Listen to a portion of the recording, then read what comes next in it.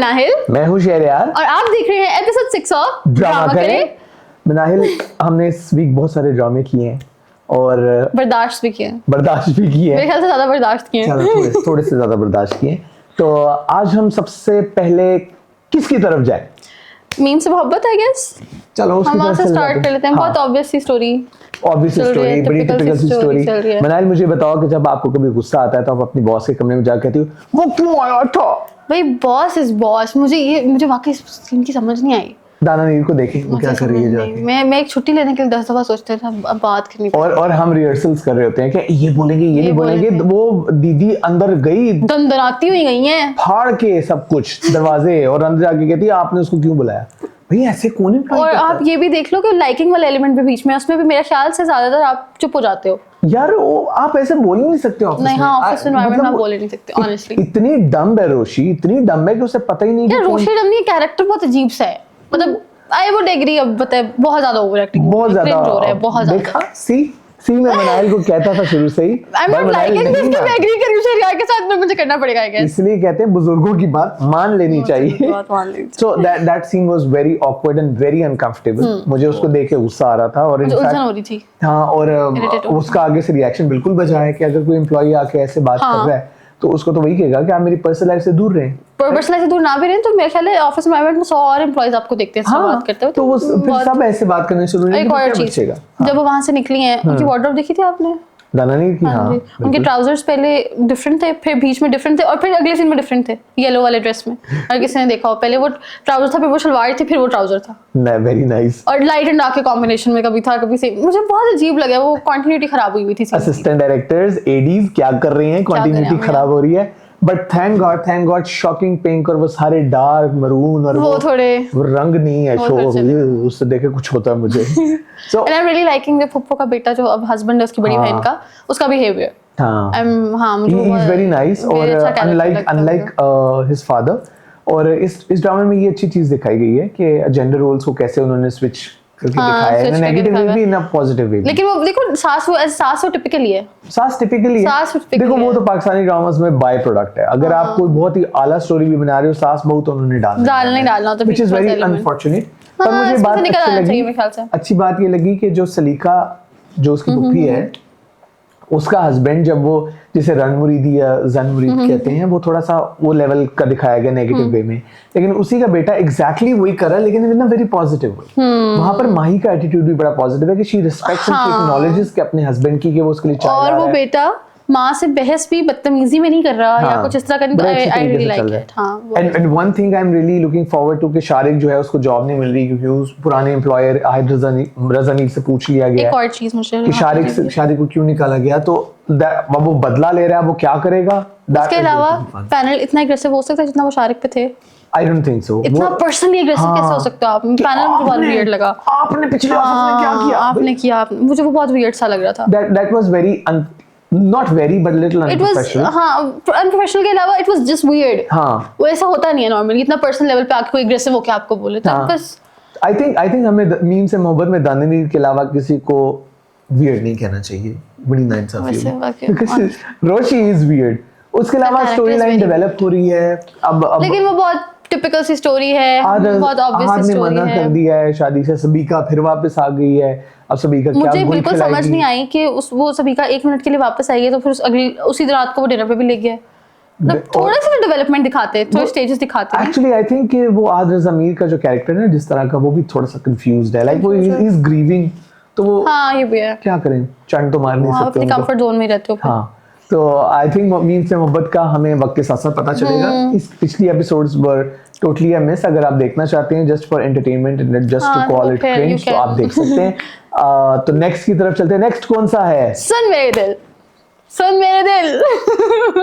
ये reaction, this reaction is enough. अच्छा, I think Minahil हमें ड्रामा करे का नाम बदल के ना सुन मेरे दिल रोस्टिंग रखते हैं। कसम से हम जितना रोस्ट करते हैं, हम लोग का सबसे ज्यादा सुनते भी ऑडियंस हमारा सुन मेरे दिल वाला पार्ट है। इतना अच्छा लगता है, बोलते भी हम उस पे सबसे ज्यादा है, हमें अच्छा भी वो सबसे ज्यादा लगता है मेरे ख्याल से। मिनाहिल, आपके नजदीक मर्दानगी क्या होती है एक मर्द की? वो पोलाइट है, वो अच्छा मर्द की अकॉर्डिंग टू दिस ड्रामा मर्द की मर्दानगी, इसको गुस्सा आना चाहिए, थप्पड़ लगाना चाहिए। एक तो मेरे ख्याल है ये सुन मेरे दिल जो मैसेज हमें दे रहा है इससे ज्यादा सिक माइंडसेट आपने किसी ड्रामा में देखा है? नहीं, और बहुत रिग्रेसिव बात यार है, उसकी बहुत अब आप मुझे बात बताएं, अब उसामा खान आया है, उसको माया अली ने बताया कि जी मैं बिलाल अब्दुल्ला को डेट कर रही हूँ। पहले सबा हमीद आती है, उसने बताया कि वो बिलाल अब्दुल्ला को डेट कर रहा है, वो कहता हाँ, गुस्सा नहीं आया वो उसने कह दिया कि नहीं आया। फिर वो हमशा के पास जाता है, हमशा भी कहती है वो बिलाल अब्दुल्ला को डेट करिए, गुस्सा नहीं आया तुम्हें? क्या उसे जबरदस्ती दिलवाना है? मैंने कहा अच्छा चलो ये दो तो पागल औरतें हैं। हाँ। तीसरी आई सदफ खुद, उसने मुझे थप्पड़ क्यों नहीं लगाया? एक ही तो बात अच्छी थी उसमें। हाँ। एक ही तो बात अच्छी थी उसमें, क्या मतलब थप्पड़ लगाने से अच्छी बात? मुझे ये नहीं समझ आ रहा, ड्रामा कौन है राइटर? खलीलुर रहमान कमर साहब के अलावा भी कोई राइटर मुझे लग रहा है कि हाँ, इतना अजीब, मतलब इतना डम्ब कोई नहीं हो सकता। ये कोई ना छोटा बच्चा, अक्सर ऐसे होता है कि राइटर बात खलीलुर रहमान साहब ने बोला भी था कि ये ड्रैग्ड है और पता चल रहा है, और बहुत बुरे तरीके से ड्रैग्ड है। I am so sorry to all the women out there जो डोमेस्टिक वायलेंस से गुजरती हैं। इस ड्रामे में उसको एज अ जोक यूज किया जाता है। मतलब मुझे वो सदफ की अम्मा का जो वो डायलॉग था कि औरत की तरबियत शुरू से ऐसे की जाती है कि मर्द तो है वो बहक जाएगा, वो कभी चीट भी कर लेगा, और तुम औरत माफ करेगी। ये फिर वही कौन 60s का नैरेटिव फिर से इंपोज किया जा रहा है। दैट इज बियॉन्ड सबा हमीद साहब। और मैंने कभी सबा हमीद साहिबा को इस तरह के कैरेक्टर्स करते नहीं देखा, और नहीं देखा और ना कभी देखना चाहेंगे। So it's a request from the director, बहुत रिस्पेक्ट करते हैं सबा जी की। तो आई थिंक कि मीशा शफी और फारिस शफी को चाहिए कि थोड़ा सा ऐसे करें, अम्मी उठ जाएं, ख्वाब से उठ जाएं। सो अच्छा, और उसके अलावा बड़ी अजीब अजीब बातें थी। अब फिर देखो, फिर इस पूरे ऑफिस में किसी को कोई काम नहीं है, कोई भी काम नहीं है, सारे दुबई जा रहे हैं एक कपल को मिलवाने के लिए, और पीछे से सारे ऑफिस का काम भी सेट चल रहा है। अब मैं कहूँ ये हमशा क्यों उसामा खान को जो अमार को टिकट्स और पासपोर्ट्स ला के दे रही है कि जाओ उसके पीछे जाओ, तुम मना लो उसे। मैं हैरान हो रहा था। फिर जब मैं उधर गया तो मैं उधर नहीं गया, आई मीन हम उधर जा भी नहीं सकते भाई, हम लोग को एक छुट्टी चाहिए, ऐसा सब कर रहे होते जैसे ऑफिस हम पे चल रहा है। हाँ, तो every office is like that कि आपको 10 चीजों से गुजरना पड़ता है। ये लोग दुबई भेज रहे हैं लोगों को कि एक कपल जो है जाके खुशी खुशी रह ले। This is so weird, no? Very weird, मुझे बहुत। और उससे सबसे ज्यादा वियर्ड बात मुझे उनकी मेड का कैरेक्टर लगा था। वो लिटरली पूरे ड्रामा में ऐसी है। आपने फिर क्या किया? आपने ऐसे किया? आपको वो सिंगापुर नहीं गए, वो तो उधर रह रहे हैं। जब दिल भर जाता है ना वो ऐसे करते बचपन से पाला मैंने तो इनको। बात सुन रही है, कहती आप अपनी माँ से बात करी थी ना यार, मतलब मुझे नहीं समझ आ रही। और made for the first time उसको मिल रही है। और उससे भी ज्यादा वियर्ड, देखो वियर्ड का पूरा अंबार मैंने इकट्ठा किया हुआ है। एक और वियर्ड बात जो मैंने भी ये नोट की हुई यहाँ पर। कौन सी वाली? मुझे जब सदफ एंटर होती है दुबई में, जो रूम सेलेक्ट कर रही होती है, तो जो आगे से उसको आके वो बोलता है कि सर ने सारे रूम्स देखे थे, उन्होंने कहा था सदफ यही सिलेक्ट करेगी। अगर सर ने बोला भी था, कौन सा सर्वेंट आके बताता है इस तरह? मुझे नहीं समझ आ रही, ये मतलब पता नहीं। अच्छा, आई थिंक राइटर जो है ना, जो डायरेक्टर और राइटर हैं, वो ऐसा कुछ दिखाना चाह रहे हैं बिलाल अब्दुल्ला को कि बिलाल अब्दुल्ला जैसे अच्छे लोग भी होते हैं, बट ये अच्छे लोग नहीं, सॉरी टू से, ये वेले लोग होते हैं। वो खुद भी दुबई गया, उसने माया अली को भी बुलाया, उसने हमशा के साथ प्लान किया कि उसको भी बुलाओ। मतलब इस ऑफिस में क्या चल रहा है? और उसका दोस्त जो अमार का दोस्त है, वो अमार अपने दोस्त को बता रहा है मुझे छोड़ गई, ये हुआ वो हुआ, वो कह रहा है मेरा दिल फट रहा है। उसका दोस्त कह रहा है बेवफाओं से कोई दोस्ती नहीं करता। ये वैसे मुझे लग रहा है, मतलब ऐसे दोस्त को चढ़ नहीं मारनी चाहिए। हाँ, लेकिन मुझे लग रहा है वो ये दिखाना चाह रहे हैं, लेकिन उनसे दिखाया नहीं जा रहा कि जो बेवफा लोग होते हैं उनका सब साथ छोड़ देते हैं, उनको सबक मिलता है। आई अंडरस्टैंड, पर अगर मैं दोस्त होता तो मैं उसको हौसला देता, फिर उससे थप्पड़ लगाता। लेकिन किसी को ऐसे नहीं करना चाहिए, which is just very weird। और अच्छा, उसके अलावा मैं भी ऐसे एनएसजी पहनेगी तो अब आप मुझे ये बताएं इसमें हमशा का क्या रोल था? हमशा का बस ये रोल था कि उसने क्या उखाड़ लिया? उसे पासपोर्ट पकाया था, और उसने ये भी कंट्रीब्यूट किया था कि मैं तुम्हारी वापसी की टिकट्स करा दूंगी। अब ये देखो, वो अम्मा लगती है। अच्छा सुन, मेरे दिल का मसला फिर से वही है कि ये बहुत रिग्रेसिव टोन में जा रहा है, और इसमें कुछ नया नहीं है, जबरदस्ती के सीन्स डाले में। हाँ, और अगर आपने अपना ब्लड प्रेशर हाई करना है तो आप सुन मेरे दिल जरूर देखिए। 2x पे भी नहीं बर्दाश्त होता, 2x पे भी बर्दाश्त नहीं होता। एंड आई वाज इमेजिनिंग कि ये लास्ट एपिसोड होगी, क्योंकि इसमें अब कुछ भी नहीं बचा, डिवोर्स हो गई है। हाँ, पैचअप की सेंस भी समझ मुझे नहीं आ रही है। डिवोर्स हो गई है, कौन कैसा पैचअप? पता नहीं क्या चाह रहा है डायरेक्टर। तो हम सब व्यूअर्स से कहते हैं आप लोग ही बता दें कि आपको क्या लगता है कि सुन मेरे दिल में क्यों चल रहा है और क्या चल रहा है। यार anyways, let's not waste energies on Sun Mere Dil. हम बहुत उठ चुके हैं वैसे, हम हर एपिसोड में ये कहते हैं, हम हर एपिसोड में एनर्जी करते हैं मत अगला अगला ड्रामा कौन सा है मेरा? दुनियापुर एज यूजुअल मजेदार था।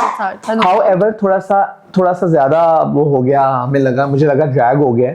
अब सारे जो हैं अब पता चल गया कि मुझे ड्रैग नहीं लगा, मुझे बहुत ऑब्वियस हो गई ना। वो शादी हो रही है, बाप वो नौरोज मान गया, नवाब मान गया, सब मान गए। लेकिन अब क्या होगा? अना की भी प्लानिंग पता चल गई, शामिर की भी प्लानिंग पता चल गई। तो हर जो चीज है ना वो अनफोल्ड इकट्ठी हो गई है, तो वो थोड़ा सा बोरिंग सा हो गया। दुनियापुर का ये एलिमेंट बहुत अच्छा था कि हमें नहीं पता चलता था कि नेक्स्ट सीन में क्या होने लगे और नेक्स्ट एपिसोड में क्या होने लगे। Now everything is obvious. Unrealistic, वो आपकी वाली बात कि अनरियलिस्टिक हो गया थोड़ा सा कि एक ही दिन तुम्हारी शादी होगी, लेकिन अना से भी होगी, मदिया से भी होगी, जो मुझे समझ नहीं आ रही कि ऐसा क्यों होता है। टैक्टिक कितना अच्छा है कि साहब ने उसके बच्चा मेरे कंट्रोल से ना निकले। पता नहीं साहब की क्या टैक्टिक है, उसे ये भी पता है कि उसे कमिंग अप में मैं देख रहा था, वो कह रहा था कि मुझे जहर दे दिया गया। अब साहब जो नवाब है उसने क्या किया है, उसने एक असले की पूरी ट्रक मंगवा ली। वो भी मंगवा लिया। अब वो क्या इतना बड़ा असला, तो ना देखे कहती पटाखे मंगाए हैं आपने मेरी शादी के लिए। तो अब सब कुछ पता चल गया।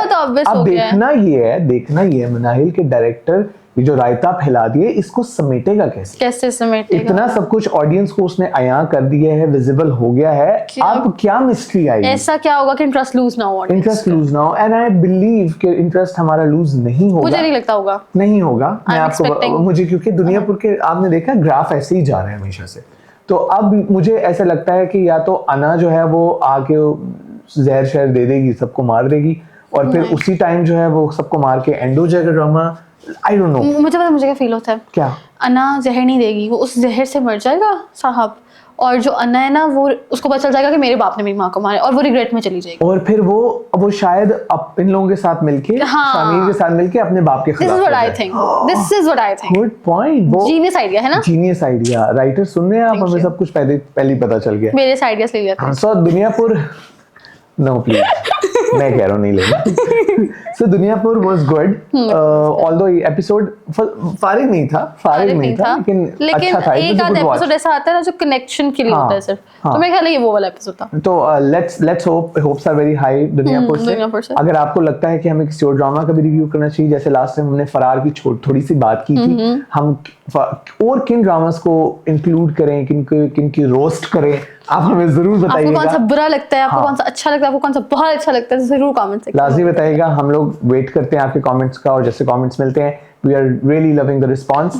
और इंशाल्लाह नेक्स्ट वीक हम आएंगे एक नई एपिसोड ऑफ ड्रामा करें। तब तक के लिए बाय बाय।